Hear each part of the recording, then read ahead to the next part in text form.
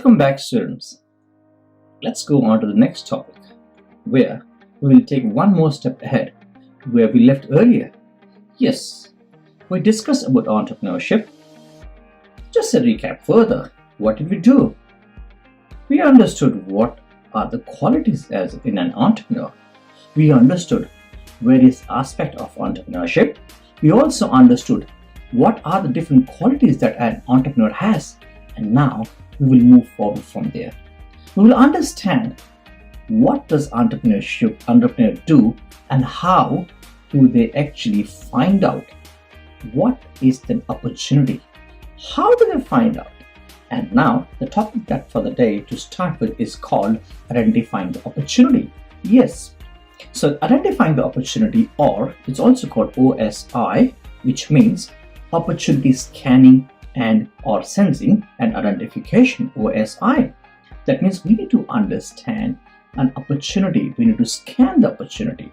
So in doing so, every entrepreneur who does that OSI has to start with an opportunity. Yes, before doing a business, the opportunity must be identified, must be defined, and must be assessed. That means, number one, you identify the opportunity.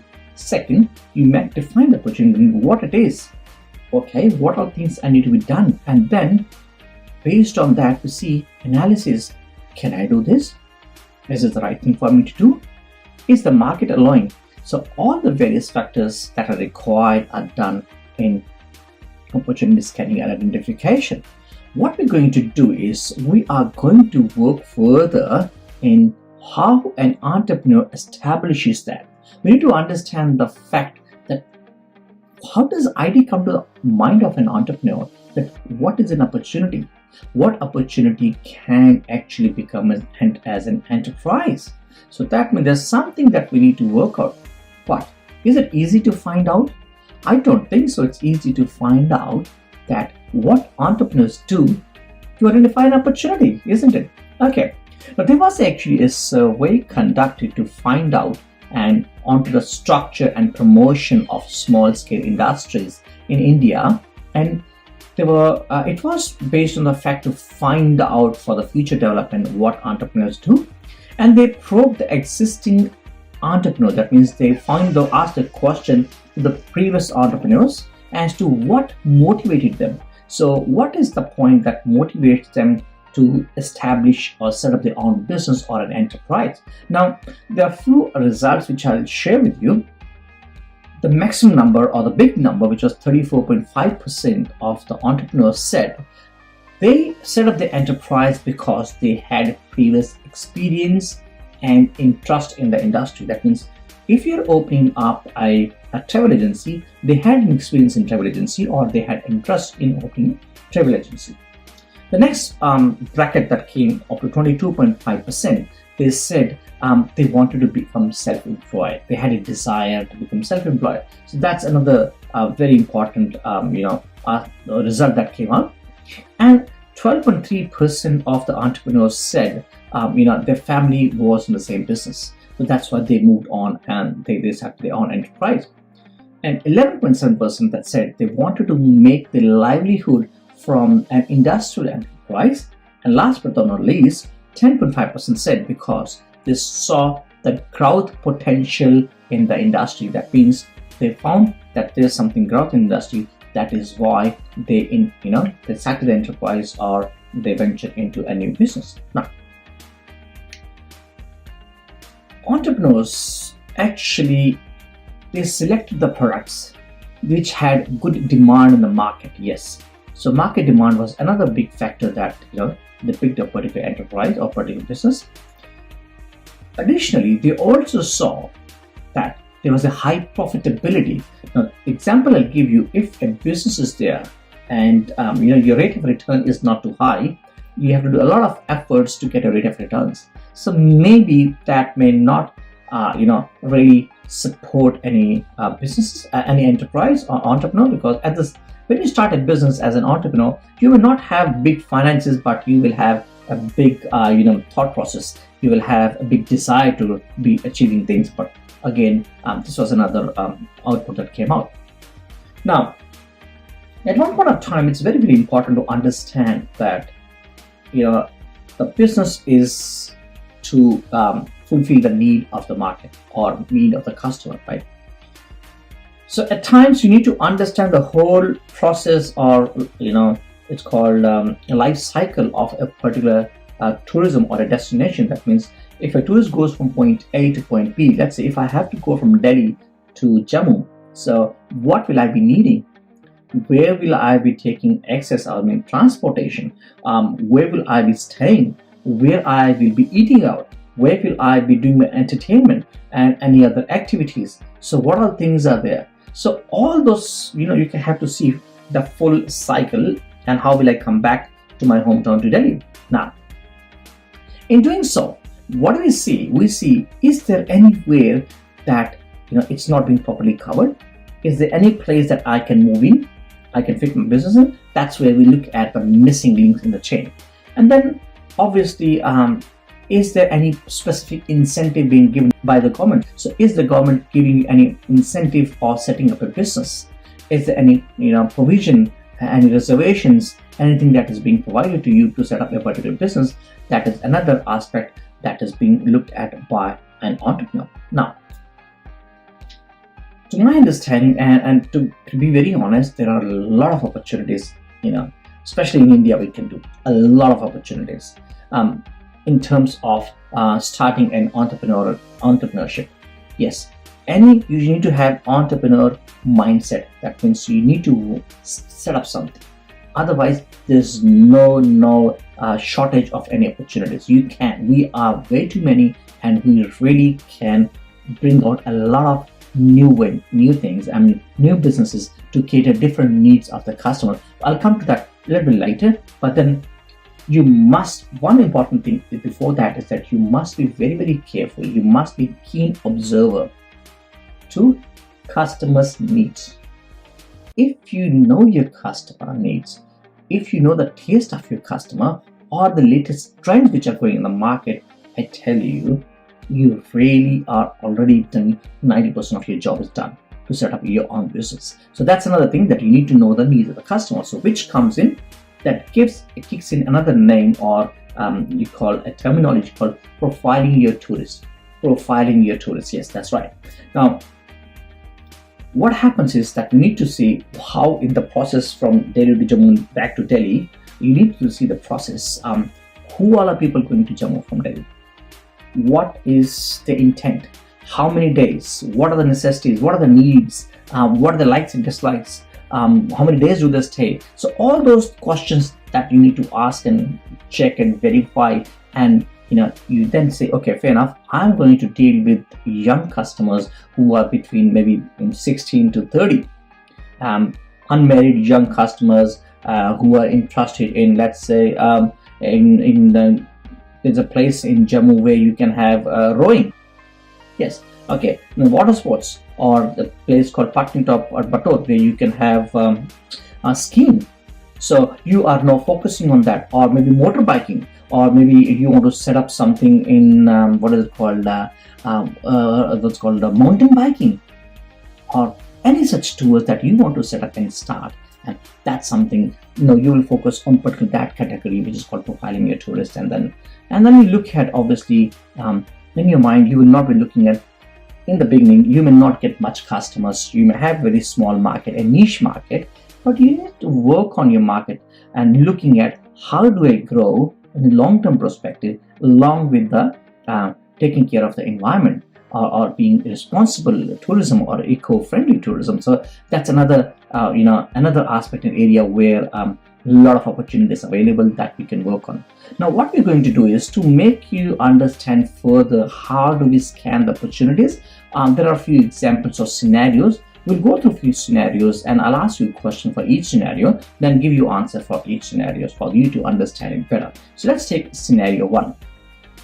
In scenario 1, JD, that's a name, JD realized that a number of visitors they visit to a wildlife sanctuary, but they may not be attracted just only by looking at a tribal village, but they may like to share their experience with the tribal villages, right?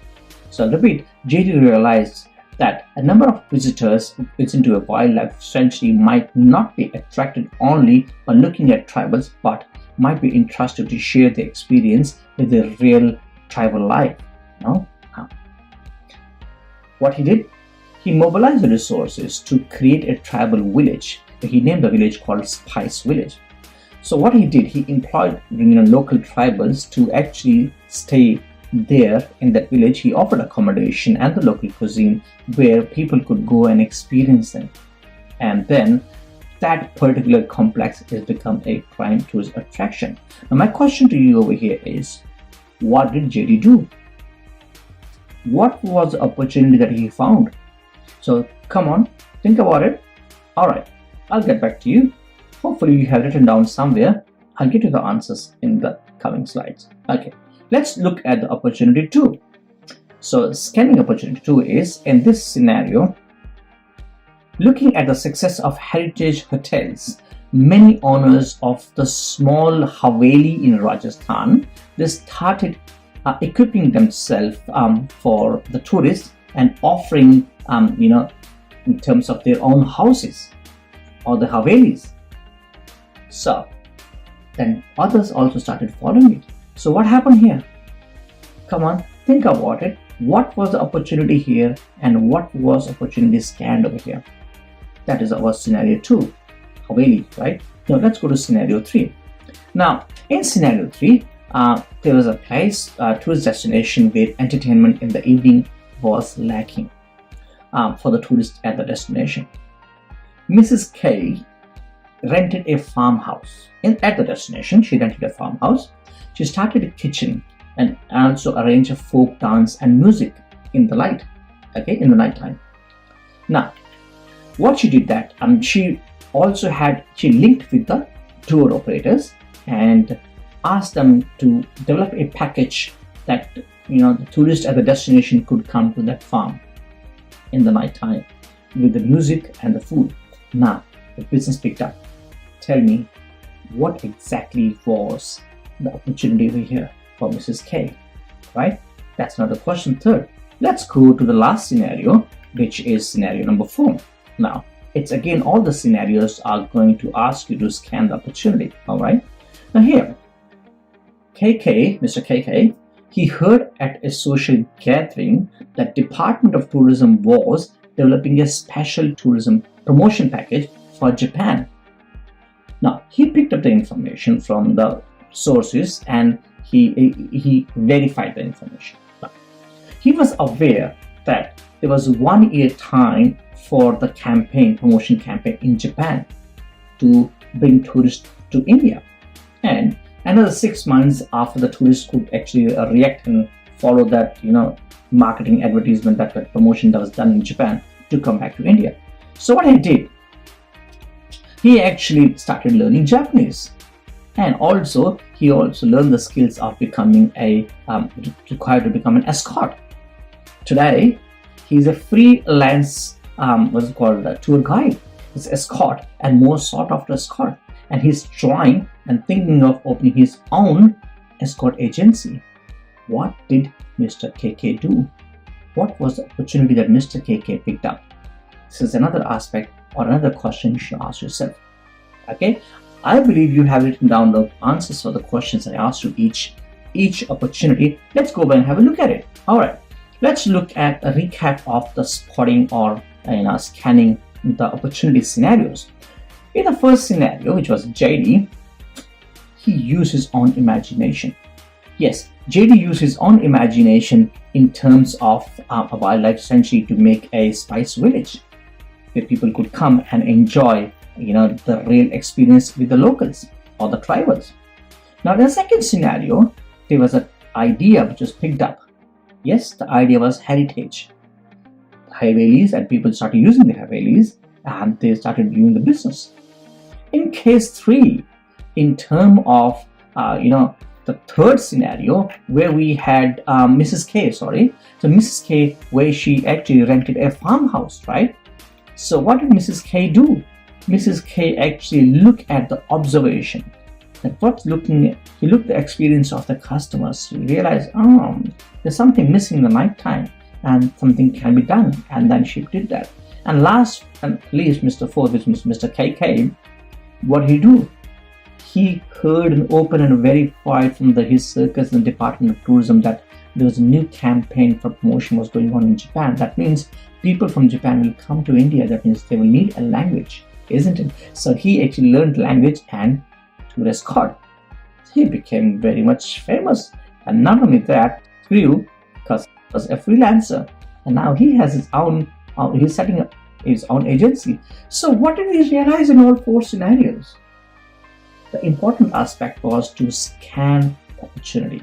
So scanning opportunity is the very first important step, and then we need to do, and then obviously we move on further from there. Now there are other scenarios too where not only that scanning the opportunity, sometimes there are other situations that people are motivated through incentive campaigns, or there are campaigns that government does. What they do is they give you some incentives. So to give you an example, that Department of Tourism motivated people to start paying guest accommodation. Well, why? Because they realized that the less number of rooms available in the particular destination, they said, start paying guest accommodation. Oh, okay, fair enough. If I do that, even government gave the training for housekeeping and assistance for monetary assistance, just in case if you wanted to set up your own, added one room to your house and whatnot. So wouldn't that be a great idea? Wouldn't that push you? That's another opportunity that you sense and scan. And then obviously you move on and you really work on the opportunity. Now, when this opportunity scanning is done, I think that's a time we need a lot of support, isn't it? We need a lot of assistance and support in terms of letting us know what to do, how to do. And yes, for sure, an entrepreneur will go and try to find or seek information which is dependable, which is the correct information, isn't it? Now, it is not only that, it doesn't stop here where you have to just scan the opportunity, isn't it? It goes beyond. You have to look at the environment. You have to scan the environment, not just the opportunity.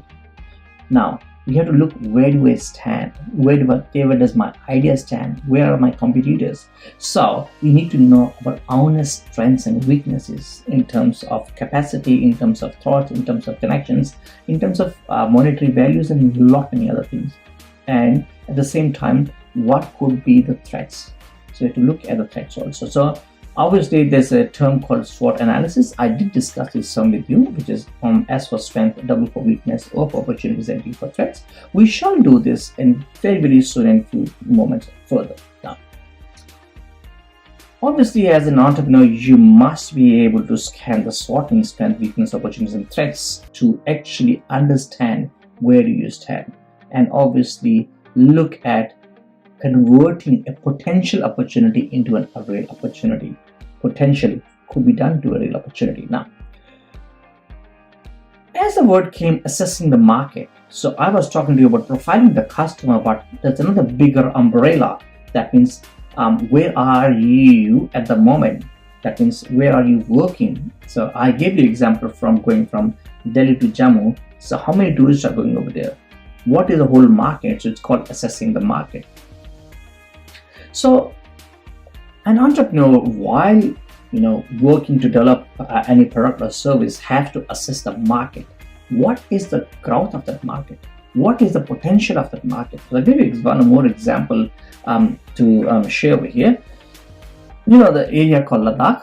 Ladakh has become union territory now recently. Now, Ladakh, I have studied with the students, my batchmates were Ladakhis. They used to have a beautiful places. They used to send pictures long term back, and now with this new development come up, they are beautifying further. They are making more marketing campaigns, and they have their own houses, and they actually have the hotels within the houses. Yes, so they come, and the last final day they come and sit with the whole family sits for the dinner with the tourists. They come for once for the last day. Now, what I'm saying is there's a lot of opportunity now. There are many restaurants, or many hotels rather, I would say, well, not hotels, restaurants. What they do is they operate during what's it called, winter season, November, December, January, February. They operate in Goa, and during summers they go to Ladakh. So the same people who are working in Goa, they move and they work in Ladakh during summers, because Ladakh is a very strong potential market in summers. Now, think about it. That Ladakh is a market itself. So that's exactly what I was trying to do. Assess the market of Ladakh. How many hotels are there? How many locals are doing it? How many outsiders are doing it? Is there any restrictions for outsiders? Is there support from the government? Okay, when you do the agency, is a language a barrier? Is anything else that can come as a barrier? So lot many things in the market you have to see. So that is something called assessing the market. Okay, now not only that, you have to look at the competitors. How many more people are there who are really working or into the same idea that you are working on, right? Now, one thing must be there, that with an entrepreneur, they must have distinctive competencies. We discussed that earlier, that you must have a burning fire, a desire to set up your own business, number one. And also, along with that, you must have ability and or experience to compete effectively. Not just open the business is enough, you have to now compete with the competitors. Yes, there are other people also there in the market who are doing the same as you and who are doing the same business, so they're competitors. So you need to make sure that you are making your business, it's like your business like a baby. You make your baby so strong that no one can fight your baby, right? Now, you have to analyze the market. To look at, once you analyze the market, you must have the ability to manage and outperform your competitors. That's another aspect that you need to understand as an entrepreneur. Now, there is a survey which is done by NCAER, and out of the survey, the output of the survey came, the questions asked, and 3 out of 4 entrepreneurs, they had chosen the products for their own business setups which were marketable. That means they could market easily and had potential demand. That means the businesses, they had potential demand. People, really were looking forward to that, and they were marketable. That means you can do marketing about it. An example, I'll just give you an example of Ladakh. Ladakh is marketable? Yes, it is indeed. Ladakh, the problem is it's so much of snow that comes, it cuts off the whole country, right? Now there's a new tunnel which has come up, right? So that means now it's the right time for you to think about it. Think about entrepreneurial activities or businesses that can be done now. That it's like a snow and ice full, right? And in summers, it's another place. The lake that we saw in Three Idiots that gets frozen. My friends have actually been on the lake and sent the pictures. So what do you think at the moment when I'm telling you these things? I'm telling you an opportunity scanning right now. Now, you have done in your, for the marketing, you have done in your TS1 Block 6, you have done different aspects related to tourism marketing and characteristics of tourism product. I would request you to go back and have a look at those, and also on read units 20 and 21 of that course, and this will give you a more broader idea. And I want you to link the context of entrepreneurship, those marketing, relate them to entrepreneurship. Now let's move on further from here in terms of market assessment. Now, there are a few questions that we must ask to ourselves as an entrepreneur. Now, the questions like whether the product or service is being offered will have sufficient demand or not. So again, let's take example of Ladakh. So will the tour package that you prepare from people from Delhi to Ladakh, through the new tunnel, okay, will that, when you offer that, will they have demand or not? What type of people will buy that? Who is the person who's going to buy that? Okay, and if they're buying, why would they buy that? What is something unique that you're creating in your product, in your package, that they will buy? And how many of them will buy that? Because it's not just that, if you're setting up a package and only 10 people buy the package, you may not be able to fulfill your commitment, right? So these are questions that you need to ask yourself in terms of assessing the market and profiling your customers. It's also called market demand analysis. What is the demand in the market for the product or service that you are looking at? Okay, so you need to do the analysis, find out, done by surveys. You can do some surveys, you can ask this question, see what's happening in the market from the previous trends. Also, this can come. Right? Now, you can also create a demand, among the tourists in different ways, and telling them marketing is there another way of doing it, and also through the intermediaries. Now, what again we're going to do is we are going to use marketing techniques for sure. we need to use marketing techniques because we need to reach your product or service. How does your product or service match with the desires and demands of the customers, right? You have to map that and explain that, and that's what marketing is all about. You're informing people, you're letting them know, and I will not go to the depth of it, marketing, because you will have done it by now, but obviously it is balancing and mapping with the requirement of the customer to what you're offering. How best can you match them? And that's what it's marketing all about. Okay. Now, we will also be at this stage, we'll be analyzing the competitive situation, which is very, very important aspect. That how are our competitor doing, right? We look at the market research. We look at the share of competitors. I'll give you one good example, or I'll change a different analogy.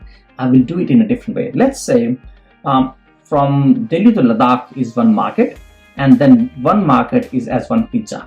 Yes, one pizza. So one pizza, big 12-inch pizza is a market. Now, how many players are there? How many people are there who are actually doing the tour and travels for sending people to Ladakh? Let's say there are 6 people, right? So the 12-inch pizza you divide into 6 parts. May not be equal. Some is doing bigger, maybe has a bigger, he's a bigger travel agent, and more people are going. Some are smaller travel agents. So that's what I'm saying. So you divide and into 6 different parts now. So what is the share of each, and where can you fit in? You look at those 6 players in there and look at those players. What are the pros and cons? I mean, what are doing good and what they're not doing good? Again, the SWOT analysis will tell you. Now, in the competitive situation analysis, you actually try to find out, you really find out what things are being done good and bad, and what are those bad things that you can pick and improve and really work for giving a service to your customers. And if there are, so for that, you really have to do few things. That means you need to understand much better. You need to go and realize what are the good and bad things. How do you do that? Let's take an example to find out how do we do that. So this time I'm taking another example. I know I'm giving a lot of examples, but I hope it's making it easier for you to understand, right? Now we will take an example of a restaurant. Let's say we're opening a restaurant in Delhi. Let's open a restaurant in Delhi. Okay. To open your own restaurant, what would you do? Let's look at it. First of all, the few steps that you will do. First of all, you like to find out which area of Delhi do you want to open a restaurant, right? Okay. Then you look at how many restaurants are there in the vicinity. Where do you want to start? How many other restaurants are there?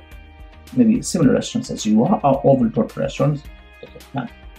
Now the restaurant that you are targeting at, what again, custom profiling, what customers come over there, what time of the day they come, what are the operating hours over there, how many people are there, how many chairs, table, big, small, services, all those things. Then you go to the restaurant and go as a customer. Okay. When you go as a customer, you look at the environment, look at the service timing, look at if there is anything special they're giving. Are they giving any kids meal? Are they giving a high chair for children or toddlers? Are they giving any special meal plans? Are they giving special discounts for army people or disabled? Has they got disabled passage? So there are a lot of things. How are the what is the taste of the food? What is the ambience? What about what's it called, customers? Are there any angry customer, happy customers? There's so many things. Look at the menus. What is the variety? So there's so many things you will actually understand from going to that particular restaurant, and then not that one restaurant, go to the restaurants, all the restaurants in the vicinity, and make your notes for every restaurant. Come back and look at it, and then draw maybe a big board and try writing for each restaurant. You do a SWOT analysis also. Now when you've done that, you will actually understand the strength and weaknesses of your competitors as compared to where you are. Now this will give you a lot of opportunity for you to find out their weaknesses, and you will actually can pick up what do you want to serve in your restaurant.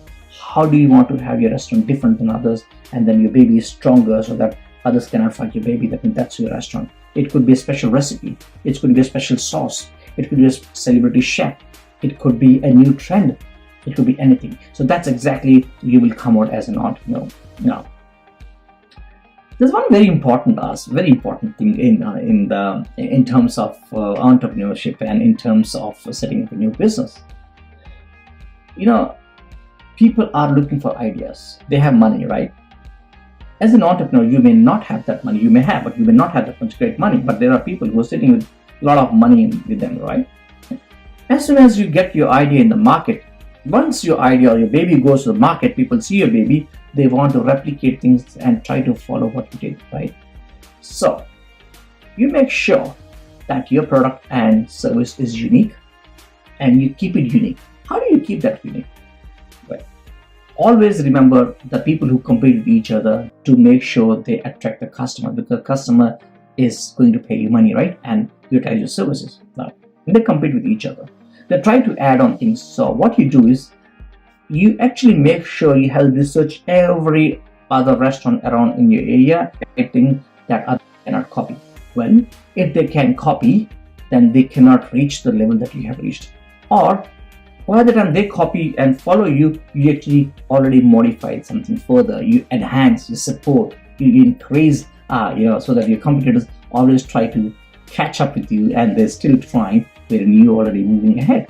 So that's another aspect that an entrepreneur should be always adding more attractions, more things in the products or services that you always are, focused ahead. And obviously for that, you need a lot of research. You need a lot of information. You need a lot of work as a team to work and improve your product. Okay. Now, there's another aspect that you must do that in terms of understanding the trade practices. Now, as I was saying, if you open a restaurant, so you need to see what is the trade practice in Delhi area when you're opening a restaurant. The operating hours, can you open in the house or not? What are the licenses and permissions? What are different things required when you have the restaurant? Parking, maybe. What is it?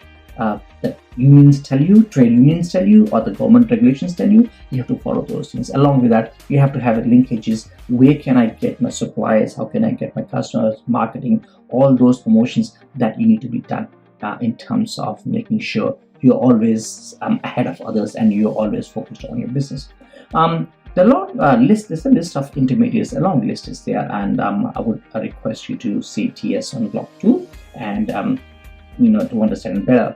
But there is a lot of things that you need to work on to understand that you need to do in setting up business, such as discounts, commissions, credit terms, that how much credit can you give, let's say you have a package. Okay, you can pay by parts, you can pay in 3 months time, pay now, it's called visit now, pay later, whatever different terminologies can be used.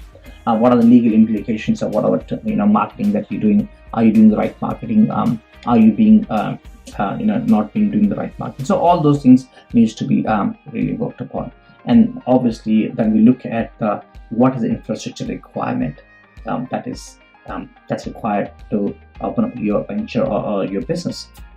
And then we look at what is the image and the market research of the intermediaries that you are dealing with. Let's say you are dealing with a supplier who had a very bad name and due to which there was some issue, or you're dealing with a company who has been dealing with wrong practices and which has got a bad name. So that means you're associating with a person who has got a bad name. It may come back to you and reflect on yours. So having said that, you must, as an entrepreneur, on this topic, I'll leave it over here for today, and then I'll see you in the next session where we will be covering up the next topic for the day. Now, going back, so we realized that in scanning an opportunity, it is very important for us to understand, to know how to scan an opportunity, number one. And we understood that what the entrepreneurs who already been successful, what did they in the survey, what motivated them to open their own venture. Then we worked on a few scenarios to understand how to scan an opportunity. Once we done that, after that, what we did as we worked on what is a SWOT analysis. But before that, we did what is the profiling of customer, and then we did a SWOT analysis to understand the competitors. Then we worked on the market assessment. What is the market and what are different aspects used in the market? We did market and why will someone buy your product and service? and then we looked at the demand analysis, and obviously we did the steps and took example of a restaurant. What would you do in terms of if you have to set up your own venture as a restaurant? We did some steps, and obviously we did as we understood about marketing and intermediaries. And obviously here I would say that you have actually covered this concept. I'm very positive that this will help you in understanding how to scan an opportunity. Thank you so much for today. I will see you in the next session. Take care. Bye.